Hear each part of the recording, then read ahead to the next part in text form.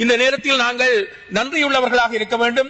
இந்த பேரிடர் பணியில் தம்மை அர்ப்பணித்து செயல்படுகின்ற அது அரசு தரப்பினராக இருக்கலாம், ஜனாதிபதியாக இருக்கலாம், அமைச்சர்களாக இருக்கலாம், பாராளுமன்ற உறுப்பினர்களாக இருக்கலாம், அல்லது வெளிநாடுகளிலிருந்து உதவிகளை எங்களுக்கு தருகின்ற நாடுகளாக இந்தியா உட்பட பல நாடுகள் உதவிகளை செய்து கொண்டிருக்கின்றன. இவர்களுக்கெல்லாம் நாங்கள் நன்றியுள்ளவர்களாக இருக்க வேண்டும். இந்த சந்தர்ப்பத்தில் உண்மையில் ஜனாதிபதி கடுமையாக உழைத்துக் கொண்டிருக்கின்றார்.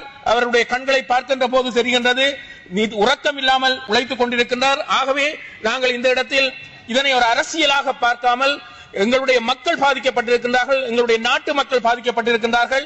அவர்களுக்கு நாங்கள் இயன்றவரை உதவி செய்வதற்குரிய ஒரு சந்தர்ப்பத்தை கொடுக்க வேண்டும். அது மட்டுமல்லாமல் உழைத்துக் கொண்டிருக்கின்றவர்களை நாங்கள் படுமோசமாக விமர்சனம் செய்வது என்பது மனிதாபிமானத்திற்கு அப்பாற்பட்ட ஒரு வேலையாக இருக்கும் என்பதை நாங்கள் உணர்கின்றோம். அதேவேளை மட்டக்களப்பை பொறுத்தமட்டில் சில விடயங்களை சொல்ல வேண்டும். மட்டக்களப்பில் படுவான்கரை பிரதேசத்தில் இப்போது யானைகளின் நடமாட்டம் அதிகமாக காணப்படுகின்றது.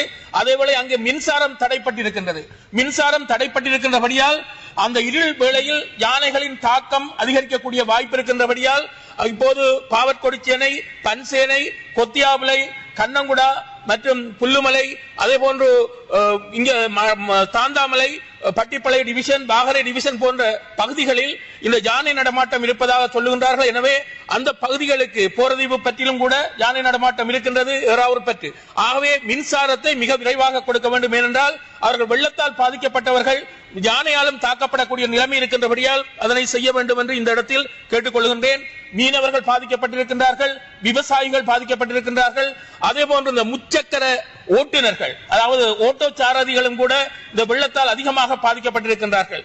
எனவே இந்த மக்களுக்குரிய நிவாரணம் உரிய காலத்தில் கிடைக்க வேண்டும். நான் மட்டக்களப்பு அரசாங்க அதிபரோடு தொடர்பு கொண்ட போது அவர் சொன்னார், அநேகமாக நிவாரணத்துக்குரிய நிதியம் வந்துவிட்டது, மிக விரைவாக நீங்கள் உங்களுடைய பட்டியல்களை எடுத்துக்கொண்டு வந்தால் நிவாரணத்தை கொடுப்பதற்கு நாங்கள் தயாராக இருக்கின்றோம் என்று GA அருள்ராஜ் அவர்கள் சொன்னார்.